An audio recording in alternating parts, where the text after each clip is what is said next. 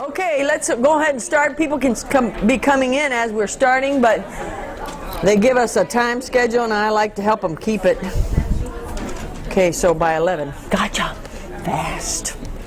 Okay, Micah 7:6. You have a handout there.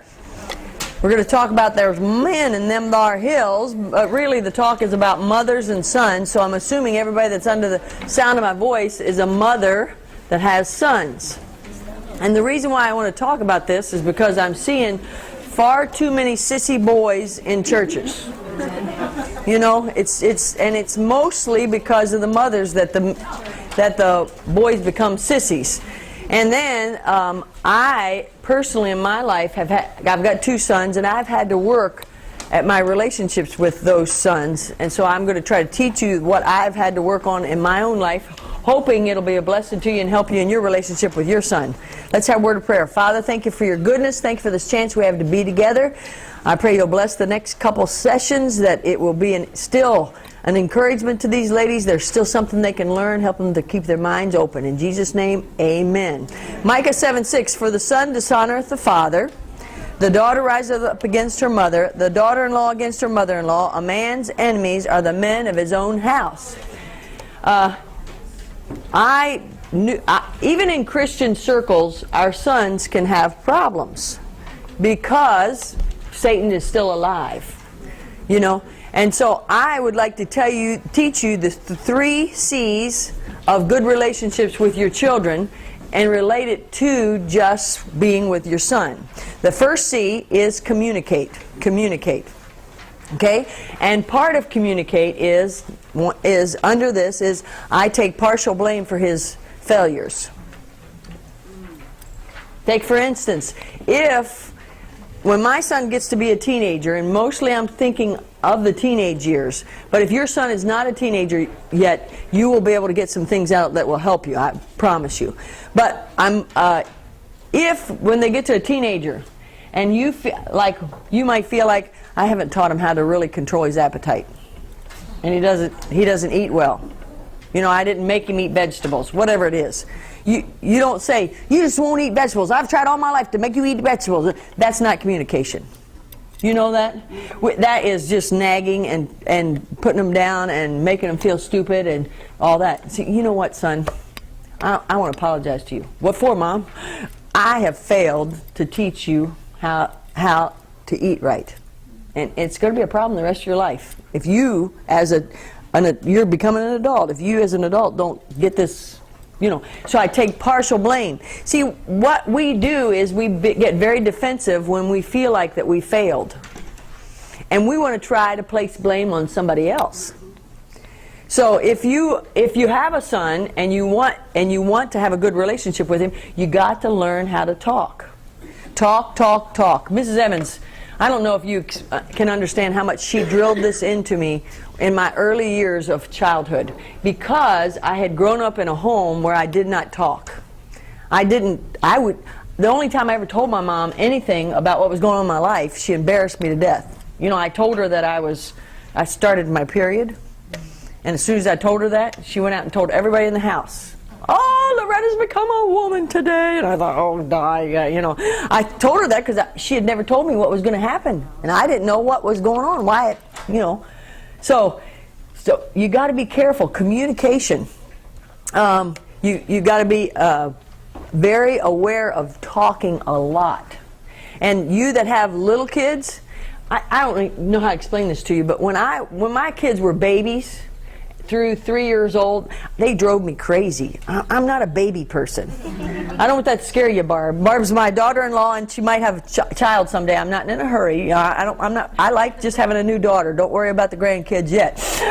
You know, I know some people. Oh, I'm glad to have my kids married. Now I'll get some grandchildren. No, I'm just going to enjoy having them. You know, but babies. You know, I'm not that great with babies. You know, they come and you don't know what to do with them. You know, they don't say, I need this. You know, I just sort of, I want everything simple in life.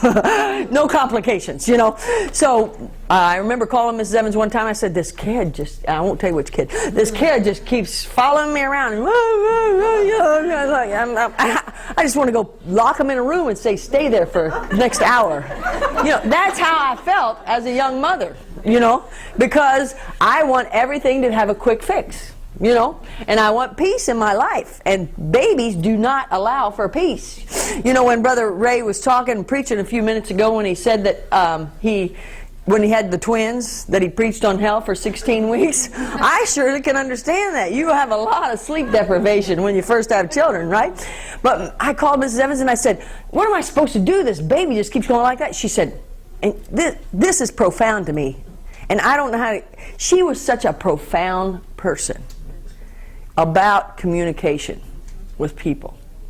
And she changed my life, you know. I just can't even praise God enough that He brought her in my life and I was teachable enough to learn from her.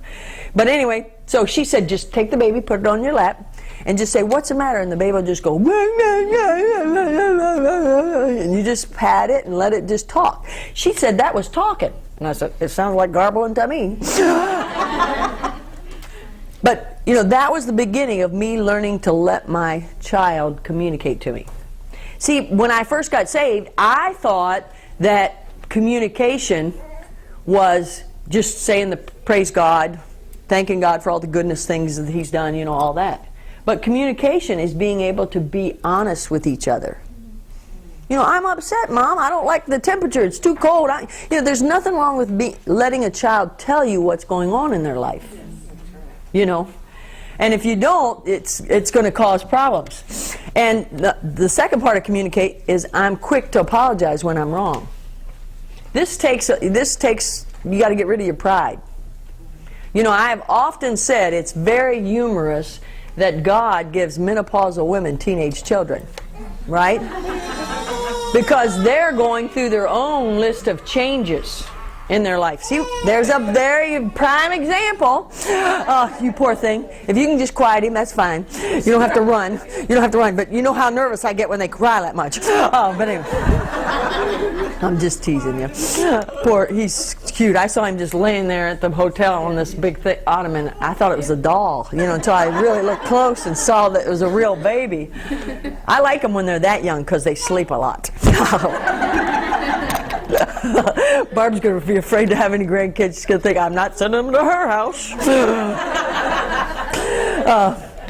So, I'm quick to apologize. I'm quick to say when I'm wrong. You know, don't wait. You know, the other night, my teenage son, Joe, 17, he comes up sits down on the bed next to me, and when he sits down on the bed next to me, he says, Mom, I got to get on eBay and do such and such, and I just give him permission to buy something, and when I give him permission, I just thought, he'll know how to do it, and I don't want to have to do anything, you know what I mean? I just want him to do it, and late at night, when you're 52, 9 o'clock is late. So I'm sitting there on the bed reading, and he says, Mom, yeah, what's your eBay account? I said, my eBay account, and I've got this little red book. Don't come in my motorhome and try to find it. But it's got all my passwords and all that because I can't keep track. And they say not to use the same thing for everything. So I got this little red book, and he's pulling it out. And I said, well, that's what it says right there. You know, I'm real good at the internet. That's what it says right there, you know. And put this password in. And he says, no, Mom. He says, that's not it. I need the PayPal. And he opened up the book to PayPal. Well, Roundup Ministries has a PayPal account, evidently, with my store. I don't know the difference. But Kevin has a PayPal account with eBay, and so it was all wrong, and he kept putting in the wrong password, and I said, Joe, I just don't know how to help you. You know, and he looked at me like, ooh. You know, I always hate telling these stories. You know, I wish I could say it happened 2 years ago, you know. just this week, you know, it's just awful.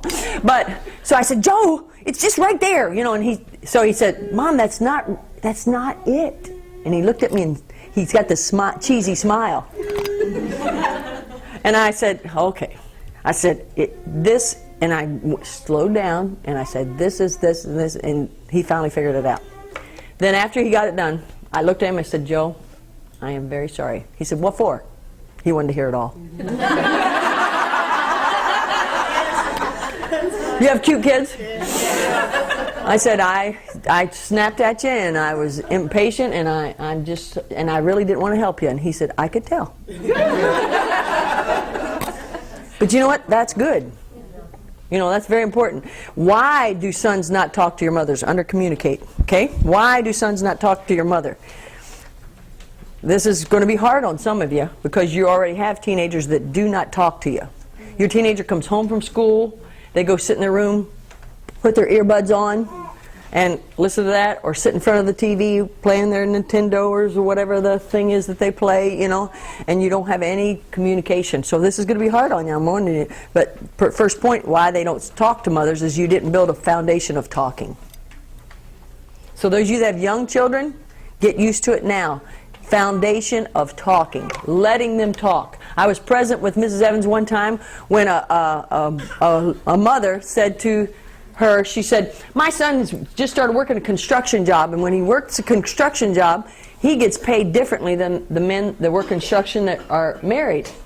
And the mother said, when he came and told me that, she said, I said, well, son, that's just fair, you know, that you don't make the same money that this man that's got to provide for his family, you know, that's just fair. And she said, and he just still couldn't understand it. He thought it was still unfair because I worked just as hard as that married man. And all that big thing this mother went through, and it was in my presence, so I said, well, I'm just going to learn from this.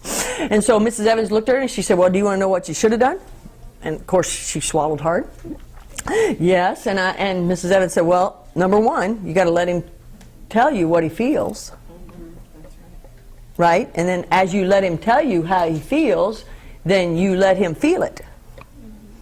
You know? Because what we are quick to do is, we got scripture so good in our minds, or we think we're such a good Christian, that as soon as somebody tells us how they feel, we want to tell them how they should feel. You know, Brother Howes used to put it, let them bleed a little bit. You know? Don't rush them through the cycles of feelings. You know, and a foundation is letting them talk. We were in a church one time, and my son had to, I don't want y'all to think this is bad.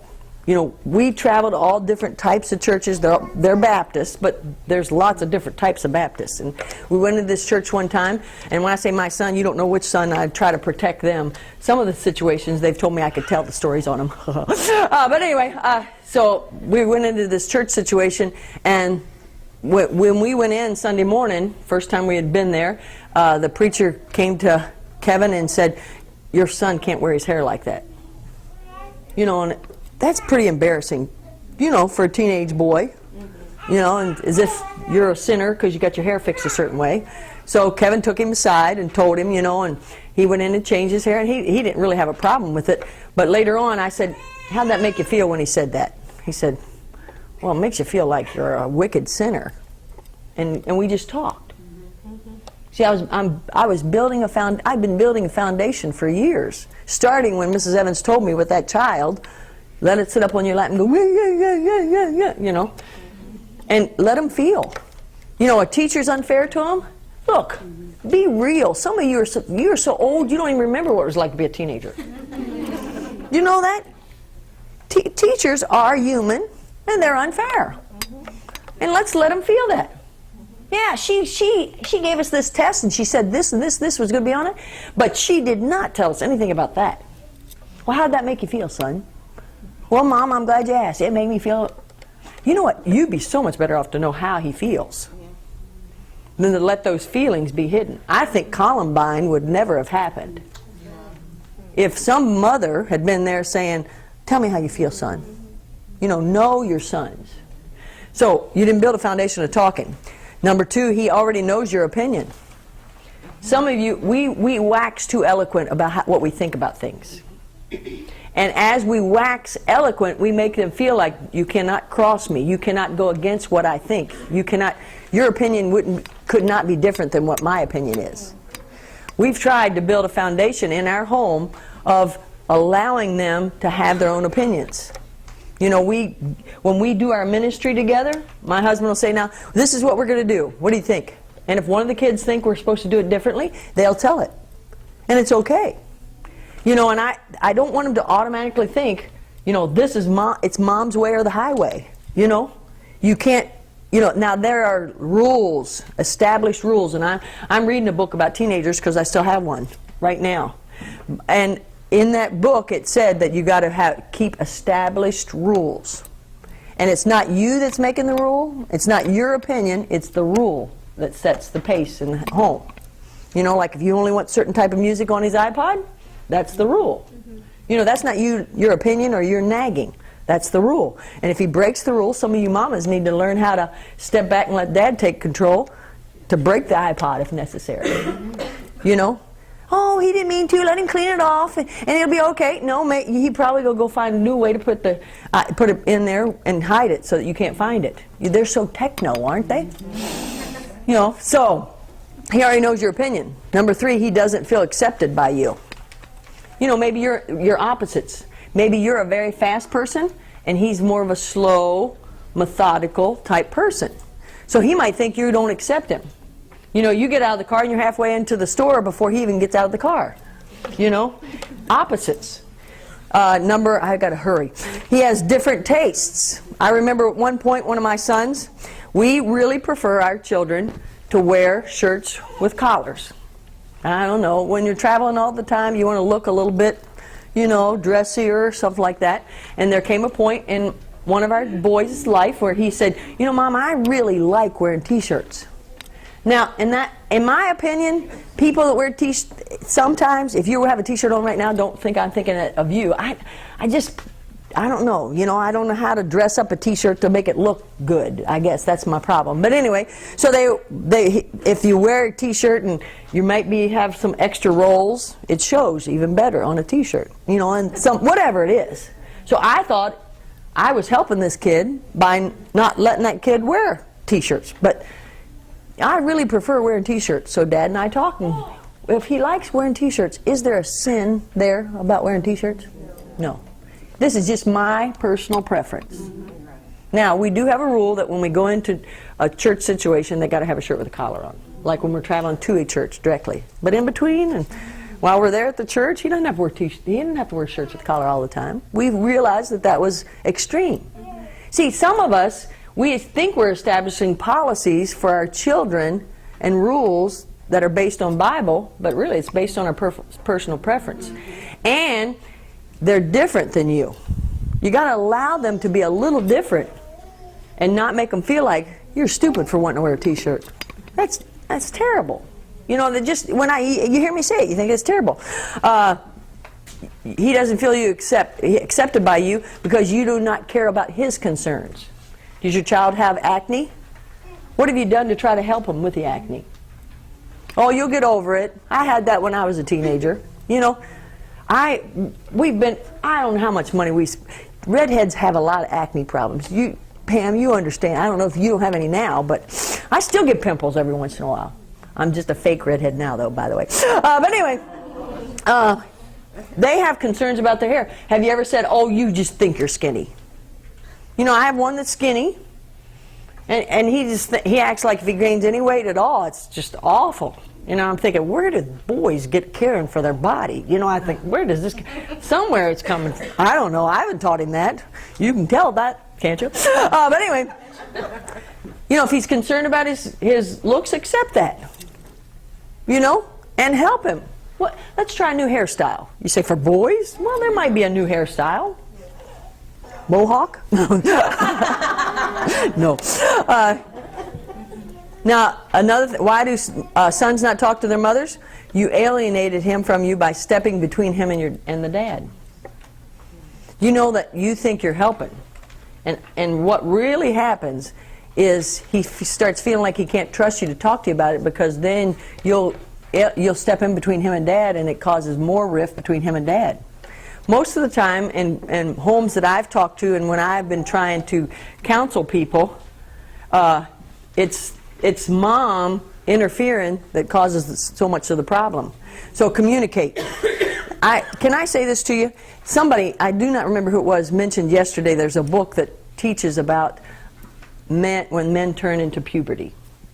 Now, we women, you should have your husband or a man talk to him about when he turns into puberty. At this meeting one time, Brother Ray had a woman in here that talked about, can I use the word, and y'all not feel so shocked, but masturbation.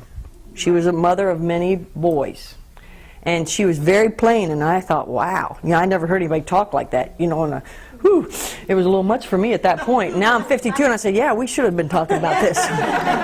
Not that my boys, I'm not saying anything, I hope you don't read into anything like this, but I do know teenage boys don't understand themselves. And it confuses them. Mrs. Evans told us that as soon as our children you started seeing signs of puberty, and you all know what I mean by that, I'm not going to spell it out. As soon as you start seeing signs of puberty, she recommended talking about their body's changes, and she recommended to us teach them some of the things about sex. But if you don't want to, if your husband's not comfortable with that, she said, then just tell them, don't let anybody talk to you about it but us. Because they get such a tainted message about sex from friends teaching them. You know, I've heard of horror stories in all Christian schools about kindergarten students that say, I saw my mommy on top of my daddy, you know, things like that, you know. They get their mind all messed up. And then if you allow the wrong things in your home on the television, it's even worse. So, communication. Number 2, congratulation. Congratulate. Communicate, congratulate. Look, we have got to learn to realize that we have these kids in our home for us to build. You know, and the men in our home that we're supposed to build, ladies, includes our sons. When my daughter, she's reminded me this recently, I'd forgotten about it. She said when she turned 13, she said, I sat her down and I said, now Jeannie, you've become a teenager now, and part of your job, part of your place in the home is to help build your brothers, as well as your dad. She has done such a good job that most people think that my middle son is the oldest, you know, and he thinks he's the oldest. He tries to tell her what to do. But, you know, if we had that spirit of building, you know, if you really said, now, I've got this little man here that when I looked at my 2 boys as they were growing up, I said, he's going to be a man someday. Some of us get so stuck in where they're at what age they're at. We don't look toward the future and what they're going to be. Like, do you want your little man throwing fits when he's 25 years old and his wife won't let him do something? Because she knows that he can't do it because they don't have any money. You know, I don't know if his wife would let him do it. But what I'm saying is, some of you need to realize that what you're allowing them to be today is what they're going to be 15 years from now. And you really don't want, so overdo the praise for his help. I encouraged him to take care of me. You know, some of us are too self-proficient. Yes. You know, we can do anything, and so we don't, you know, it's very hard for me to let people do things for me because I just want to do it myself. You know, and I am used to serving and not being served. You know, I remember Mrs. Evans and I were taking a trip one time, and KW was 8 years old. And this is one of the stories he said I could tell about him. He was 8 years old, and we were in my big black truck, and my mother-in-law was sitting in the back seat, and he opened up the back seat, and he got the stuff out, and he started to gas up the black truck. Well, somehow or another, who knows how, but with an 8-year-old, it's possible. I'm sure you can see this is possible. He sprayed gas all over the back seat. Who was in the back seat? My mother-in-law. She went, ah! And we were supposed to take this long trip, and she's going to smell like diesel now. And oh, you can imagine how awful that was. Mrs. Evans, very wisely in the front seat, she said, I'm so glad you have a son that's willing to even try to do that gas. You know, I wanted to get on him, like, why aren't you being more careful? You know what I'm saying, where I'm at? But she just started praising him because she knew how stupid he felt already. Have you ever thought yourself through when you start getting on your boys? That's putting them down. Now, that's not saying you don't get on them. I really feel like when they become 13 that we're supposed to start talking them through situations. Mrs. Evans taught me this, that when you talk through, that means you ask a question. Now, what were you thinking? No, that's not the kind of question. You know, now, son, could you just help me understand? You know, this is communication. Could we talk and you explain to me what you were thinking when you did this? You know, I just need to understand. And then after I understand, then we'll talk about what should have been done or shouldn't have been done. Is that okay? We just talk. But you know what our problem? I feel so bad for y'all. Some of you work a full-time job. You have 4 or 5 kids. You're trying to get meals on the table, trying to keep a house clean. you know, you haven't delegated enough responsibility, and then, you know, you feel frustrated with yourself. It's hard. It's very hard. But encourage them to take care of you. Make them feel important. You know, open the door, pump gas, carry groceries and laundry. One of the things that Joe knows right now is Mom just hates to carry the laundry basket out to the car. And she hates when she gets home to have to carry it from the car into there. You know, and he just does that for me. That's a big deal. Now let me just tell you, one time he was taking the garbage out. And when have you ever done this? You told the kids to take garbage out and they bypassed a big piece of garbage? We had a pizza box. The youth director had given them a pizza, and there was a pizza box sitting on the dash of our motorhome. He took the garbage, the big garbage bag, walked right past the pizza box and walked out and went to the dumpster. Now when I saw that pizza box sitting there, I thought, now, do I tell him? You know, number one, the first thing I think is, isn't he stupid? You know, isn't it dumb that he can't even see a pizza box? You know, that's how we think. You know, what's the matter? You can't see a pizza box sitting right there in front of everybody, you know. Maybe you're not as bad as me. I'm pretty blunt. Now, I didn't say any of that out loud, praise God. I've at least learned some common sense. But in my mind, I think, how come you can't see a pizza box? It's been sitting there since last night, you know. Why do I have to tell you everything? You know, that's what we think. And so, when he came back in, you know what I decided? My relationship with him and his self-esteem was more important than that pizza box. It stayed there for 24 hours. Looked stupid. We look like hillbillies anyway. But anyway. And the next time when he took the garbage out, I said, hey, by the way, can you take that box out? He took it out, no problem. You know, we get so aggravated at them that they don't think. You know? That's not praising them. Very, very important. Congratulate. Let him do what you're scared for him to do. You know, now we went on the dunes recently, and I said, Joe, if I just don't have to be around you when you're doing all the wild things, it helps me. And he laughed. He thinks that's great, you know. And his dad approves what he does, and so that's fine. You know, I'm scared for him too. When they're little, you all maybe try to hold them back a little bit more, but let them try. Let them hurt themselves. Let them cry a little bit when they hurt themselves. Oh, mommy's baby. No, you don't want to establish a baby, a sissy. Number 3, commiserate. That word commiserate to me means to get together on a project. Commiserate. We're together on this. Now I'm going to talk to you about the internet here. Your boys need to be protected from the internet. You know, we have a little internet card. That's how that we can get on the internet in any way, shape, or form. And many times, many times when we leave the motorhome, if Joe is going to be at the motorhome by himself, that internet card comes with me. It comes and lays on the bed beside me at night so that he couldn't get up in the middle of the night and get on the internet. You say, do you think he would? I'm not going to let him have a chance. Yes. My husband has been like a bulldog trying to find a program that will block all these bad stuff on the internet. And he's found one, and I'm going to tell you what it is. Isn't that nice? It's free, too. That's even better. And it's called K9. K9, you have it, too. You need that for your boys. K9, just those 2 letters, K and 9. She's got it. It's wonderful. Oh, it's inconvenient. My husband's even, you know what he did I think he did the greatest compliment to me of any man I've ever met. You know what he did when he put it on his laptop? He had me set his password. And he doesn't even know it. I hope I remember it. I did. You know, I didn't put it in the red book either. What use would that be? But do you understand what I'm saying? Protect them.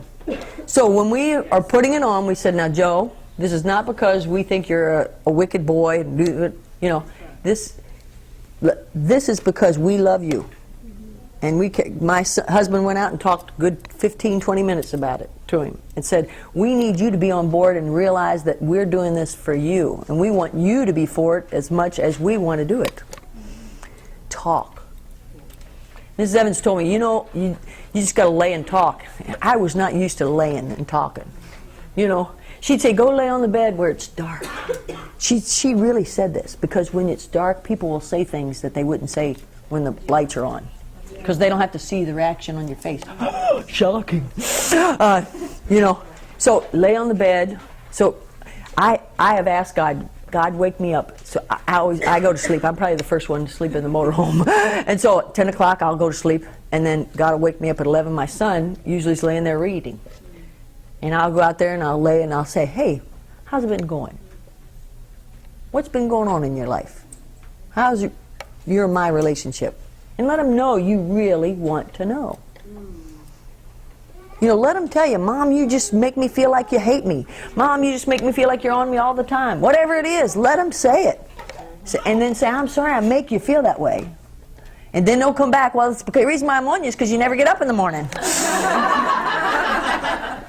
You know, commiserate. If your son, that is a common problem with teenage boys for some reason. They like to stay up late and get up late. In your life, you can't do that. So you get to say, you know what? I want you to be a responsible person. And I care about you. Commiserate. Help me know how to get you up. I come in at the last minute to get you up, or your alarm goes off the last minute and you don't get up.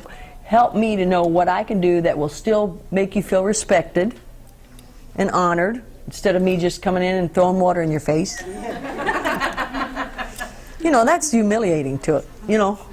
If that's your method, okay, I'm not putting you down, but I feel like we got to be careful about humiliating our sons. So commiserate.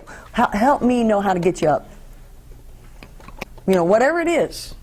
Bringing them a hot drink. You know, shaking them.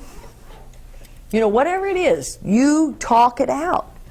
And then after 3 or 4 days, if he's still not doing it, say, now, son, we sat down and we talked, we made a plan, I've been doing it, but are you keeping your end of the deal? Ask questions.